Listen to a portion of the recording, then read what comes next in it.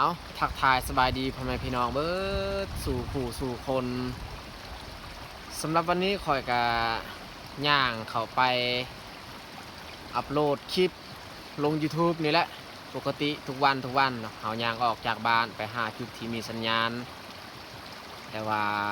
ช่วงนี้นี่เป็นช่วงที่ฝนตกทุกวันเฮาก็ได้เอาจองมา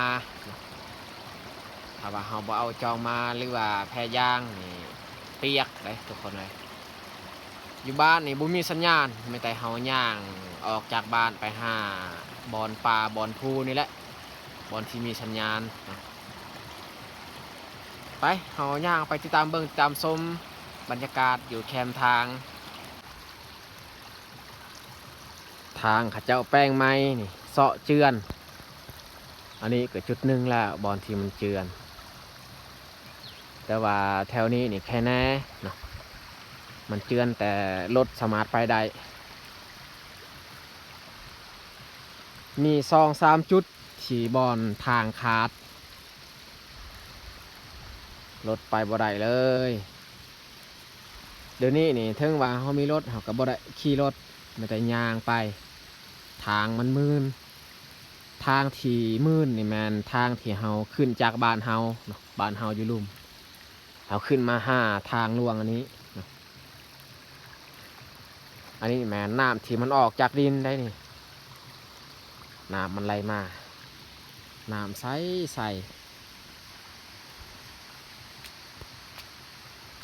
แต่ก้อนเขาว่าคันน้ำแบบนี้มันไหลออกมาแล้วนี่ฝนเศร้าตก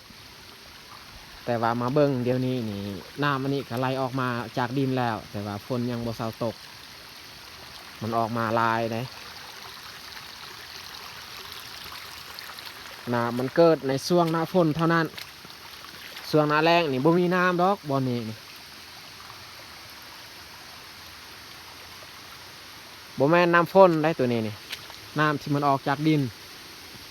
คันน้ำฝนนี่มันเป็นน้ำคุ้นๆแต่ว่าอันนี้นี่น้ำใสมันออกจากดินฮั่น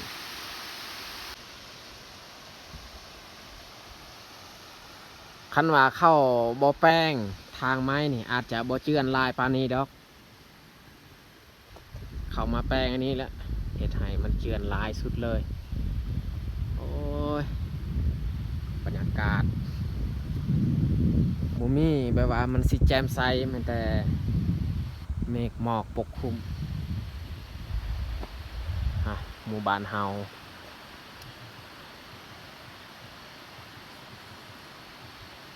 เป็นหมู่บ้านเล็กๆอยู่กลางป่ากลางเขาแล้วน้ำที่เฮาใส่เฮากินทุกวันเนี่ยแมนอยู่นี่แหละนี่จุดนี้ก็จะเอาน้ำลิ้น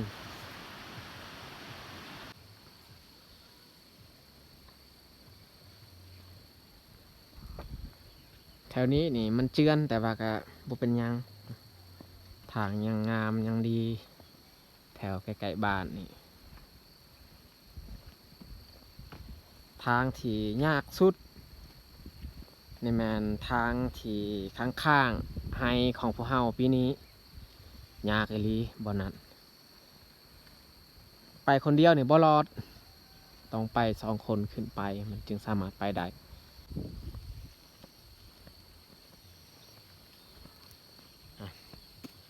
ฝนห้ำตกบ่แห้งแต่ว่าคันเฮาย่างไปดนๆบ่ใส่จองนี่เปียก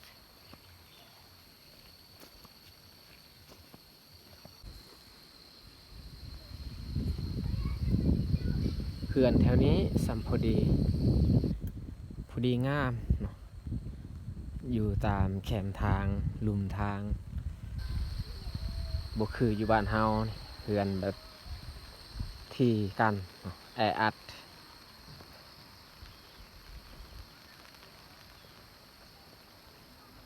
ข้างเทิงก็จะแมนเราเขาอันนี้อีกบอนที่ยากส่วนหน้าฝนทางบอนนี้นี่บ่อยากว่ามื้นแห้งขนาดคันขึ้นมาแต่ลุ่มนี่มันแต่ยูขี่บ่ได้บอนนี้ อันนี้มันแต่คนที่ใส่โซ่นี่หอยรถเขาเจ้าใส่โซ่เขาจึงกะไปบนนี้คันบ่ใส่โซ่นี่บ่กะไปดอกมื่นแห้ง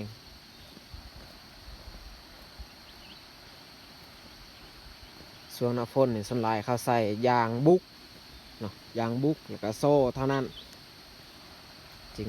สามารถไปได้คันแบบใส่ยางรถธรรมดานี่บ่กล้าไปดอก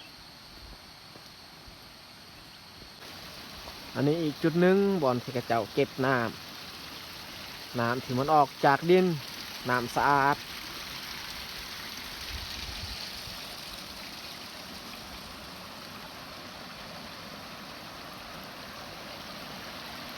จุดนี้แหละดินอ่อนสุดเลยมันเจือนแต่เทิง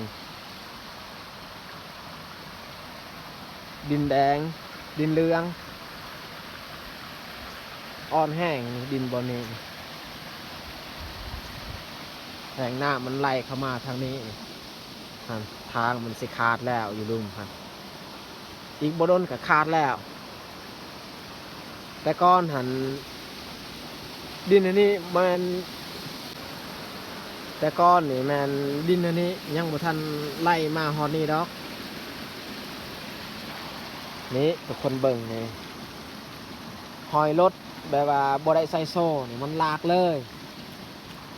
อันนี้คนที่ใส่โซ่พอไปได้อยู่นี่ละบอลมันสิขาดปกตินี่ทางในแมนอยู่พุ่นเห็นบ่บอลที่กระเจ้าอันถมหินแต่ว่ามันขาดอันนี้ก็ไปทางแคมอีก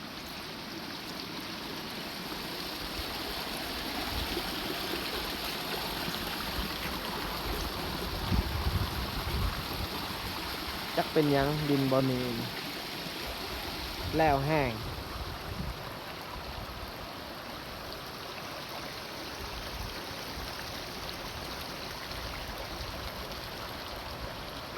ขันเฮาย่างไปเยียบนี่ขี้ต้มมันเป็นดินแบบมันบ่แน่นบ่แห้งบ่แกน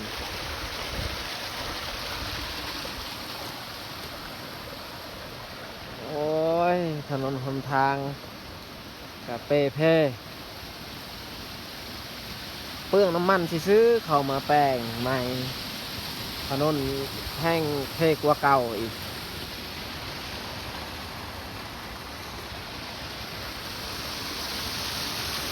เปลืองน้ำมันแล้วก็เสียดายแห้งที่กระเจ้ามาเฮ็ดคันว่าเขาเจ้ามาเฮ็ดอันหลังฝนตกตัวอย่างว่าเขาเจ้ามาเฮ็ดส่วงเดือนเก้าเดือน10ช่วงนั้นอาจจะ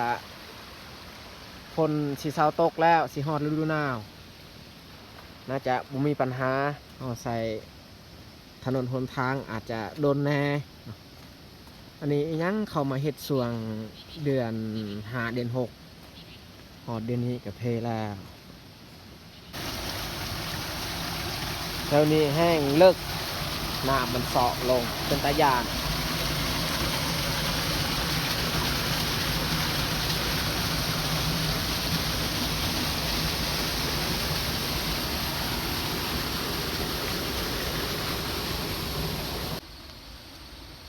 ข้าเจ้ากำลังเสียหญ้าให้โอ้หลายคนเด้อคนมาเสียหญ้าให้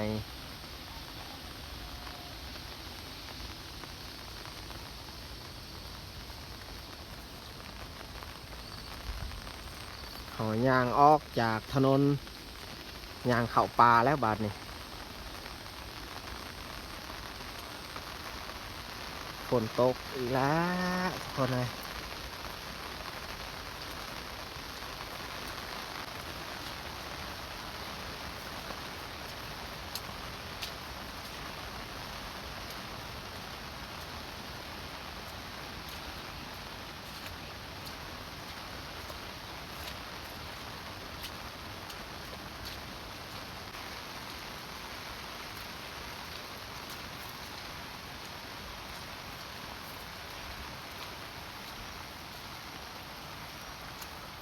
อันนี้จุดที่เราเคยมาอยู่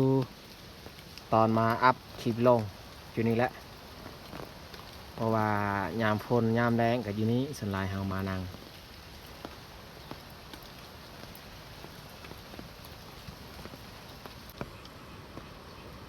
สัญญาณเต็มอยู่นี่คันมันลงกับมันแต่คลิปเดียวมันลงกำลังอัปโหลดคลิปที่เราปล่อยเมื่อวานนี้มันแต่ 3,000 คนเบิ่ง16 ชั่วโมงเดี๋ยวนี้นี่ยอดวิวต่ำลงนะทุกคนเอ้ยจักสิเฮ็ดแบบใด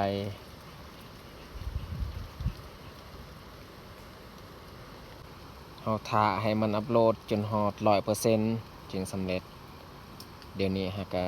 2% แล้วบอนที่เฮามาอัปโหลดคลิปอยู่นี้เฮาก็ปะไว้ผ้ายางอยู่นี้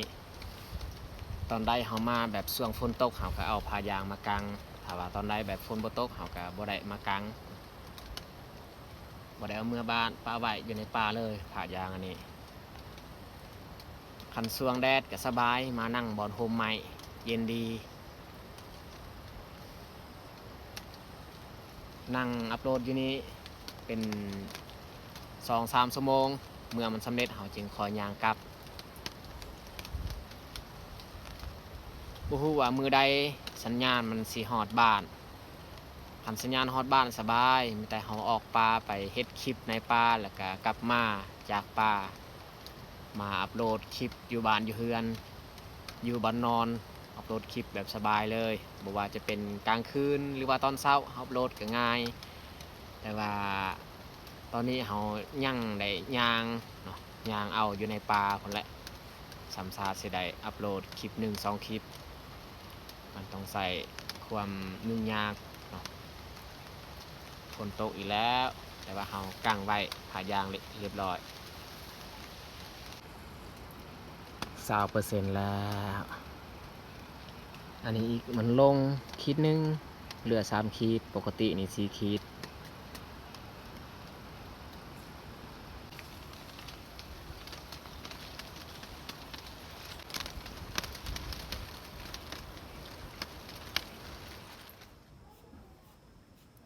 ตอนนี้เราก็กลับมาฮอดบ้านแล้วมีแต่สีมาเฮ็ดอาหารการกินนี่แหละกินข้าวแรงนำกัน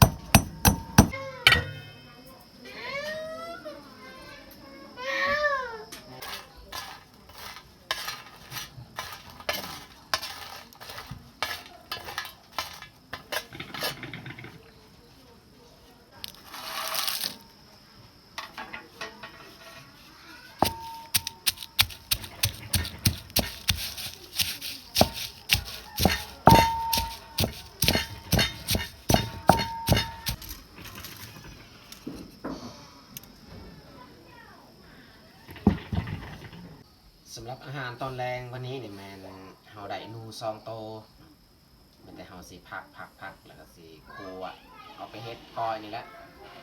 เพราะว่าเฮาสิเฮ็ดแนวอื่นนี่เบาอยู่เพิ่นบ่มักปานใดบ่ว่าจะเป็นผัดเผ็ดหรือว่าต้มเพิ่นก็บ่มักก็เลยเฮ็ดมาแต่ก้อยนี่แหละจึงได้กินนำกัน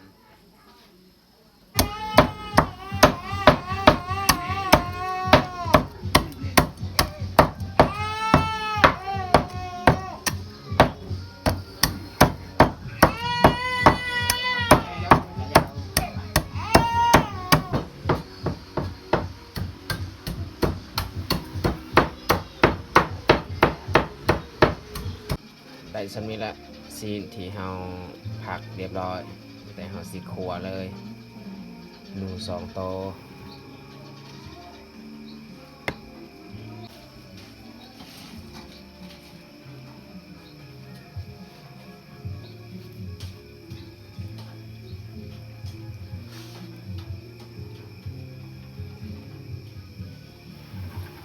อะไรก็เจอสิจ้ะ เกลือไปนวดเนี่ยแมนเอาใส่ไปเลยขอบขวดนี่แหละ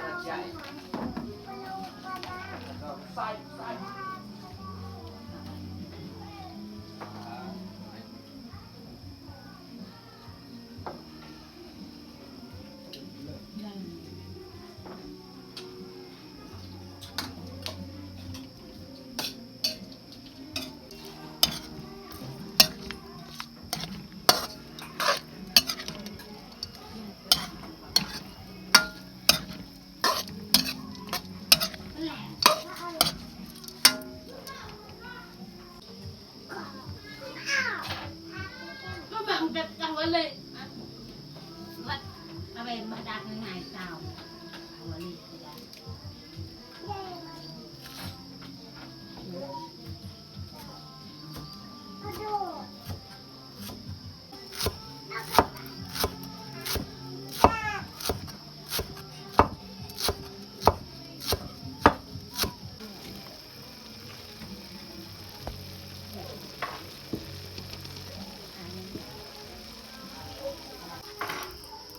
ใส่น้ำปลาก่อน เวลา เกลือเป็นนวดเนี่ยแมนเอาใส่แล้วเมื่อกี้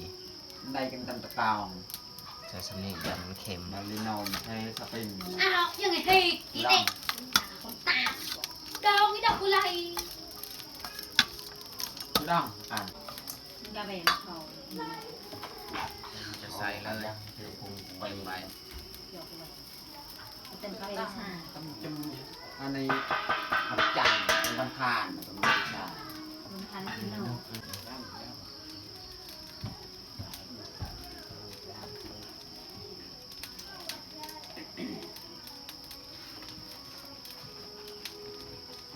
ใช่ตรงอ่ะ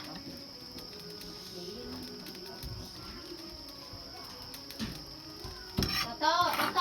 ห้าแล้วแม่ ต้อง ห้าก็ห้า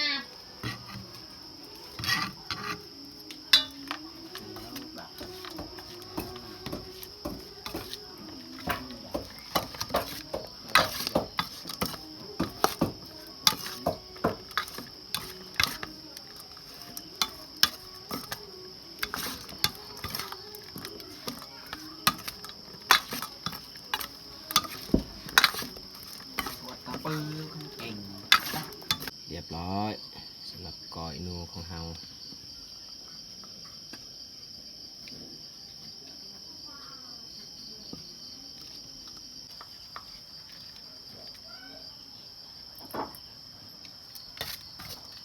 ไอ้ร้อยฮิตตกเต็มเนี่ย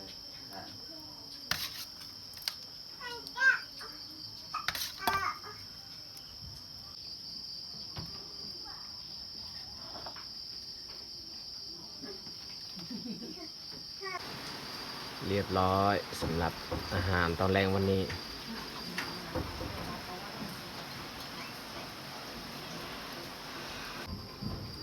ตอนนี้พวกเขากะมานั่งความพันกันแต่สิลงมือกินเขาวเอามาทุกคนมากินเขาวแรงกัน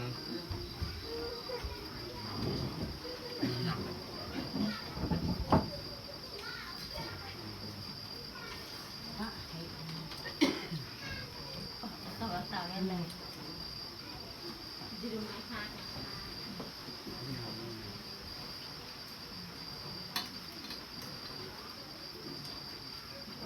ข้าวแบบยาว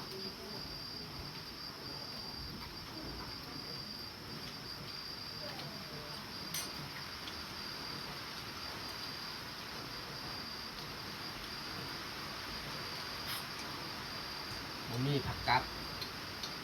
มาลาคิโนกมันมีมากแล้ว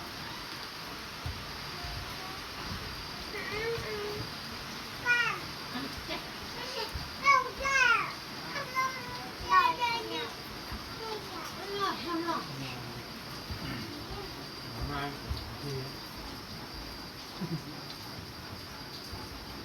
มีมาจากบ้านโลใหญ่มือดีสิมาส่งนมสู่ลูกกินอาหารตามธรรมชาติ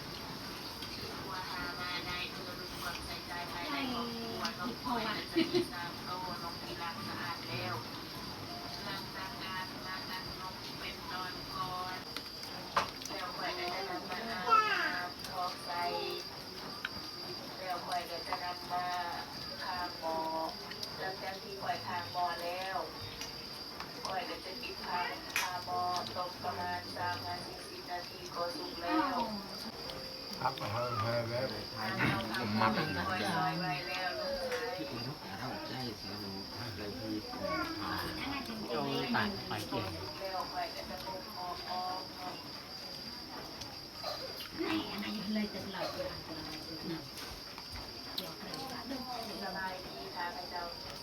ลายเดินเป็นกระไร อุกหักเสียง ไปทุกคน จอยแล้วแล้วไปแล้วก็รู้จักมึงรัก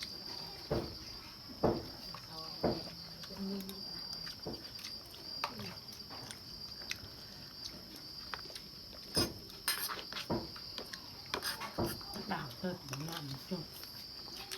แล้วบ้าง อะไรหนูดูแต่คลิปโครงการใหญ่ เอาละเดี๋ยว